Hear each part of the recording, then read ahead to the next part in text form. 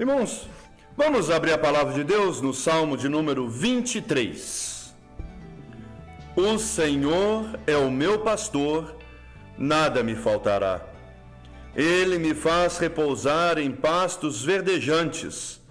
Leva-me para junto das águas de descanso. Refrigera minha alma. Guia-me pelas veredas da justiça, por amor do seu nome. Ainda que eu ande pelo vale da sombra e da morte, não temerei mal nenhum, porque tu estás comigo, o teu bordão e o teu cajado me consolam. Preparas-me uma mesa na presença dos meus adversários, unges minha cabeça com óleo, o meu cálice transborda. Bondade e misericórdia certamente me seguirão todos os dias da minha vida, e habitarei na casa do Senhor para todo sempre. Amém. Irmãos, lembram que no domingo passado nós meditamos sobre os 3 primeiros versos deste Salmo 23. Falamos sobre a alegria de ser pastoreado pelo Senhor. Hoje vamos meditar nos 3 últimos versículos deste Salmo 23. Lembra que falamos que este salmo é uma comparação do pastorado de Davi com sentir-se pastoreado pelo Senhor. O texto de hoje nós vamos meditar exatamente nos versos 4, 5 e 6. E nessa segunda parte, o Davi, ele faz comparação do vale da sombra da morte. O que era o vale da morte? O vale da morte era, em Israel, são regiões montanhosas, e as ovelhas eram em grande quantidade. Aquela região de criação de ovelhas são de grande quantidade, não se cria 10 ou 20 ovelhas, criam-se as dezenas. E os caminhos por onde passavam eram caminhos estreitos, onde não dava muita manobra, chance de manobra. Caminhos estreitos, nós chamaríamos de quê? De trilhas, não é? E eles o pastor tinha que cuidar das ovelhas naquelas trilhas. Só que havia chegada do momento dos vales da morte. O que é o vale da morte? Por causa das montanhas, então o bando de ovelhas já não podia passar tudo aglomerado, todo mundo ajuntado. Era preciso fazer filas em que ficava-se distante a primeira da última ovelha. O pastor precisava passar por aquela região. Acontece que era a região favorita de ataque dos lobos. Era ali que o lobo atacava. Por quê? O lobo, sagaz que é, inteligente para ataque que era, ele sabia por alguma razão aonde o pastor estava. Se ele estivesse à frente, as últimas ovelhas estariam muita coisa atrás. Se ele ficasse atrás, as primeiras ovelhas estariam muito longe na frente. Se ele ficasse no meio, as da frente e as de trás estariam igualmente distante deles. E segundo os estudiosos, o que era muito comum era durante a passagem desses vales da morte, os lobos atacarem e era comum perder ovelhas. Agora ele faz essa comparação. Ele sabia que quando chegava o vale da morte, ele tinha que ter atenção dobrada, cuidado dobrado, ele tinha que ter agilidade o suficiente. Se os lobos atacassem à frente, correr e atender, mas enquanto está atendendo lá na frente, não descuidar da parte de trás, atende, espanta o lobo, mas já está pronto para correr atrás, para espantar o ataque do lobo. Atenção dobrada. E ele diz: assim é a minha vida. Ainda que algum dia eu venha a andar no vale sombrio, no vale da sombra da morte, eu não temerei, porque o Senhor está cuidando de mim. Esta é a comparação que o salmista coloca. O Senhor cuida de mim. E são nesses momentos sombrios, que nos sentimos sozinhos, que nos sentimos desamparados, é que nós sentimos que o Senhor tem os seus olhos atentos. Ele não precisa correr desesperado, como ele, Davi, precisaria, porque o Senhor está ao mesmo tempo lá na frente, no nosso futuro, como esteve presente lá atrás, e Ele está conosco sempre. Esse foi o sentimento, por exemplo, de duas irmãs na Bíblia. Uma chamava-se Marta, a outra chamava-se Maria. As duas tinham um irmão chamado Lázaro. Um dia esse Lázaro morreu. Mandaram chamar Jesus. Por alguma razão, Jesus demorou a chegar na cidade onde os três irmãos moravam. Quando Jesus chegou lá, já tinha passado 3 dias que Lázaro estava morto. Diz o texto, João capítulo 11, verso 32. Quando Jesus chegou, Maria correu ao lugar que Jesus estava. E o verso 32 diz assim: quando Maria chegou ao lugar onde estava Jesus, ao vê-lo, lançou-se-lhe aos pés de Jesus, dizendo: Senhor, se estivesses aqui, meu irmão não teria morrido. Esse era o sentimento de Marta e Maria. Embora estavam sendo consolados por tantos vizinhos, por tantas gentes, elas estavam se sentindo sozinhas. Por isso que quando Maria viu Jesus, ela correu para abraçar os pés de Jesus. Jesus, se o Senhor estivesse aqui, meu irmão não teria morrido. No mesmo texto, Jesus respondeu para ela, para as duas irmãs. Disse-lhe Jesus, verso 25: eu sou a ressurreição e a vida. Quem crê em mim, ainda que morra, viverá. E todo que vive e crê em mim, não morrerá eternamente. Crês tu nisto? Quando aquelas irmãs se sentiram sozinhas, desamparadas, naquele desespero, o Senhor Jesus faz trazer a memória delas. Creia, tenha fé, porque aqueles que morrem no Senhor, ainda que morrem, viverão. E nós sabemos o que aconteceu. Passado um momento, Jesus foi até o túmulo de Lázaro, mandou que abrissem o túmulo, e Jesus usou aquela expressão: Lázaro, vem para fora. E todos ficaram admirados quando Lázaro, enrolado no meio dos lençóis, ele veio andando ao encontro de Marta e Maria. Ainda que eu ande pelo vale da sombra e da morte, não temerei mal nenhum, porque tu estás comigo. Esse foi o sentimento de Jairo. Jairo foi um homem que, enquanto Jesus estava passando num determinado local, Jairo procurou Jesus e chegou perto de Jesus e disse: Jesus, a minha filha está doente, por favor, venham ao encontro da minha filha. Nós nos despedirmos por falecimento do nosso pai ou das nossas mães é uma dor fora do comum. Ainda que sejamos mais velhos, ainda que sejamos bem mais velhos, sejamos mais maduros, mas eu imagino que não deve ter dor maior do que perder o filho, do que perder a filha, porque não é a ordem natural das coisas. Qual é a ordem natural da vida?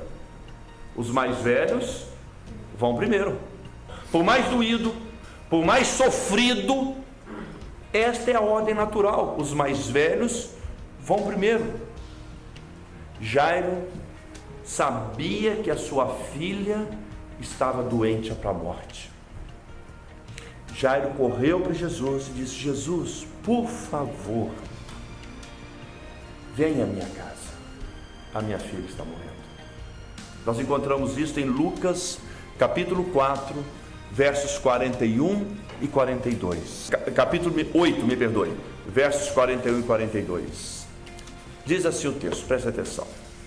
Eis que veio um homem chamado Jairo, que era chefe da sinagoga, e prostrando-se aos pés de Jesus, implorando: por favor, por favor, por favor. Verso 42. Pois tinha uma filha única, olha que dor, filha única, que já tinha aproximadamente 12 anos, aquela em quem ele tinha colocado toda a sua esperança, tinha colocado toda a sua confiança, tinha projetado todo o futuro. Essa é a minha filha, toda a minha herança vai ficar para ela, ela vai crescer, essa menina vai ser o meu orgulho, é a minha filha única. Aos 12 anos, essa filha fica doente e está à morte. Verso 42. Enquanto ele ia, as multidões o apertavam. As multidões apertavam. Jesus, o Jairo, naquela luta: Senhor, por favor! E as pessoas, todo mundo querendo encostar em Jesus. Naquele momento, ninguém estava se importando com a dor de Jairo. Todos queriam tocar em Jesus. Jairo, no meio daquela multidão toda, eu imagino que ele estava se sentindo sozinho. Todo mundo celebrando, todo mundo querendo encostar em Jesus. Era como se Jairo dissesse, embora ele não disse, mas era como se ele dissesse: por favor, vocês não estão vendo a dor que eu estou sentindo? Por favor! Enquanto Jairo está ali, falando com Jesus, as pessoas apertando, todo mundo querendo tocar em Jesus, veio a notícia que ele nunca queria ouvir: pare de perturbar o mestre, sua filha já morreu. E então, Lucas capítulo 8, verso 49.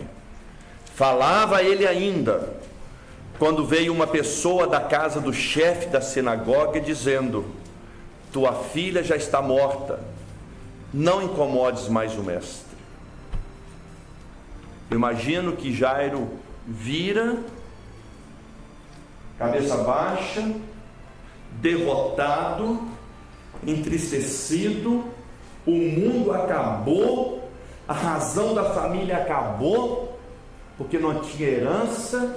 Quando ele e a esposa morressem, o nome deles acabariam. Aborrecido, chateado, ele ouve essas palavras de Jesus. Verso de número 50.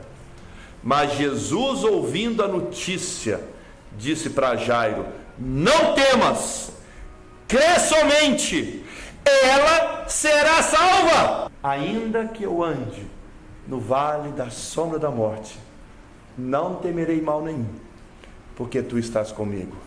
A tua vara e o teu cajado me consolam. Muita coisa pode acontecer. Não significa necessariamente que quando a morte chegar à porta de casa, o Senhor Jesus sempre trará o morto à vida. Não significa que o morto, que a pessoa que está à morte nunca morrerá. Não significa isso. Mas a promessa é: a tua vara e o teu cajado me consolam.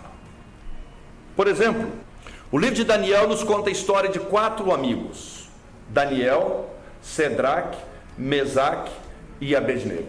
4 amigos. Uma ocasião, os 3 amigos de Daniel foram ameaçados. Ou vocês param de adorar o Deus de vocês, ou vocês serão julgados dentro de um forno, assados vivos. E eles não se botaram, continuaram adorando o Deus vivo e verdadeiro.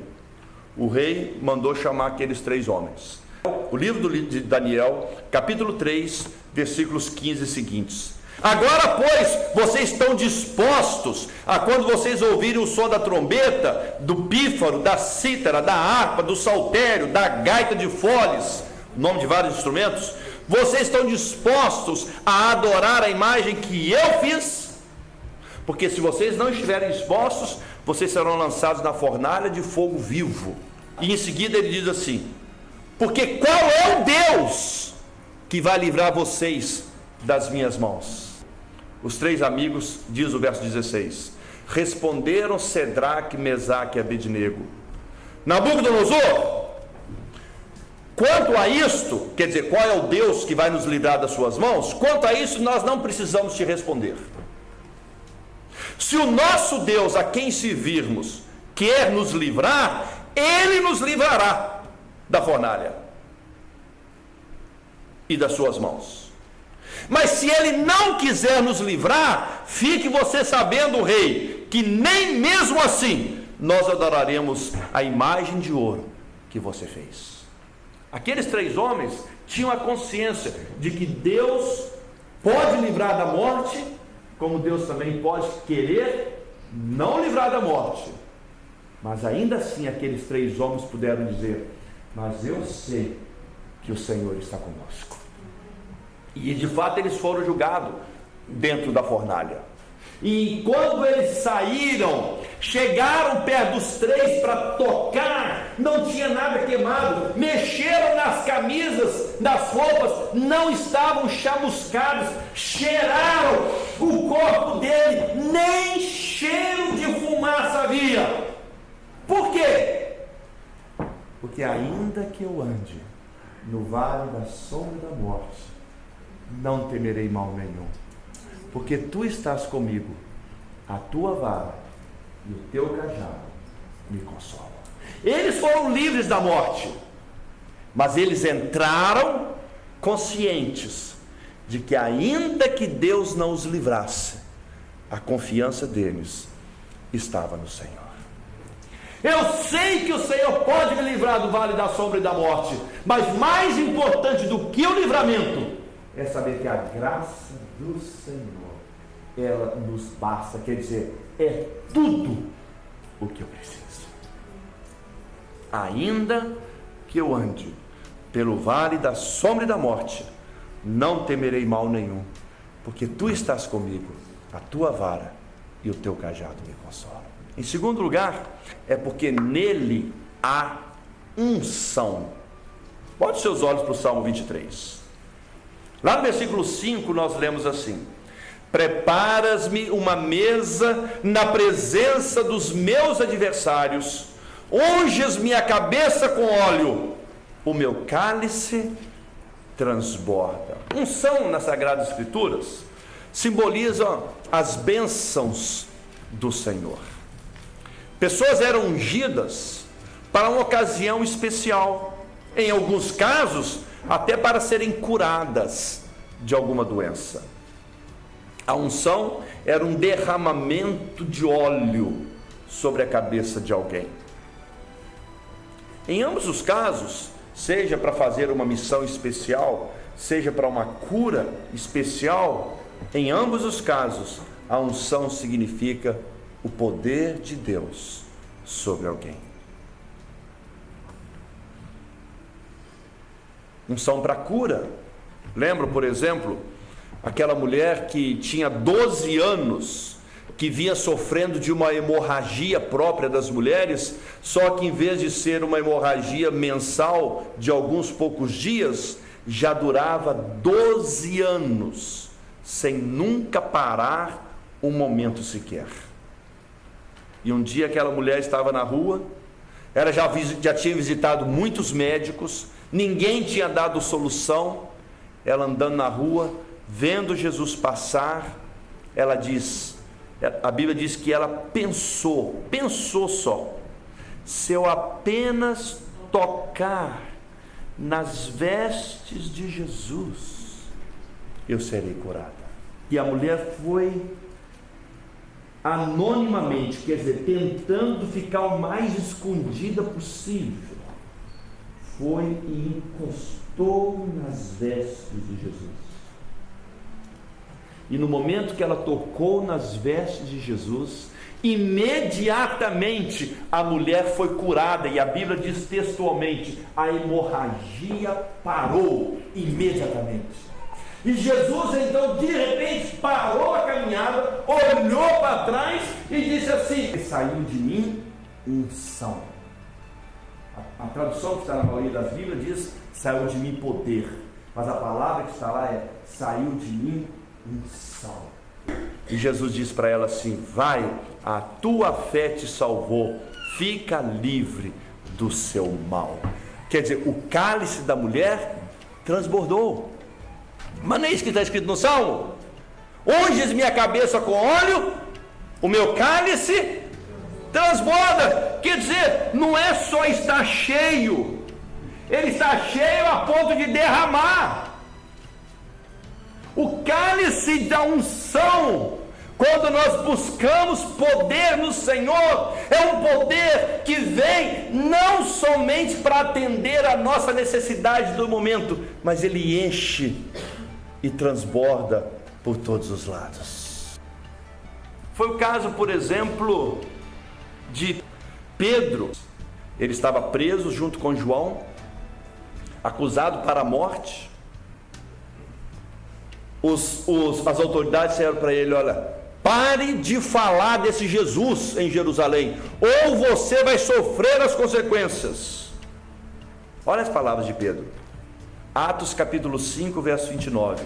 Então Pedro e os demais apóstolos afirmaram: antes importa obedecer a Deus do que obedecer aos homens. Aquele homem que havia poucos dias atrás havia negado Jesus por medo de morrer, agora que não tem mais Jesus ali no sentido físico, humano, ao lado dele, ele agora, porque buscou unção, buscou o poder, ele disse: olha, façam de mim o que vocês quiserem, mas eu não calo a boca. Eu prefiro obedecer a Deus do que obedecer aos homens. A bênção do Senhor está sobre nós. Não é isso que diz o Salmo 133, que outros salmos que nós conhecemos também de forma tão bonita? Oh, como é bom e agradável viverem unidos os irmãos, é como um óleo precioso sobre a cabeça, a qual desce sobre a barba de Arão, desce para a gola de suas vestes, é como o orvalho do Hermon, que desce sobre os montes de Sião. Ali ordena o Senhor a sua bênção, a sua unção para todo sempre. Unges-me a cabeça com óleo, o meu cálice transborda. Essa é a alegria do pastoreio do Senhor. Ainda que eu ande pelo vale da sombra da morte, não temerei mal nenhum, porque tu estás comigo. A tua vara e o teu cajado me consolam. Preparas-me uma mesa na presença dos meus adversários, unges-me a cabeça com óleo, o meu cálice transborda. Consolem-se com a palavra do Senhor, consolem-se, mas deixem-se ser pastoreados pelo Senhor, porque o ouvir essa palavra, sem que nós nos coloquemos debaixo dela, será apenas mais uma palavra bonita que ouvimos, mais uma coisa gostosa, mais um arrupio que você sentiu, mas ficou no momento. O vale da sombra da morte vai chegar. Se não chegou, vai chegar. E nessa hora, vai valer o quanto estivermos debaixo do pastoreio do Senhor. Vamos colocar em pé?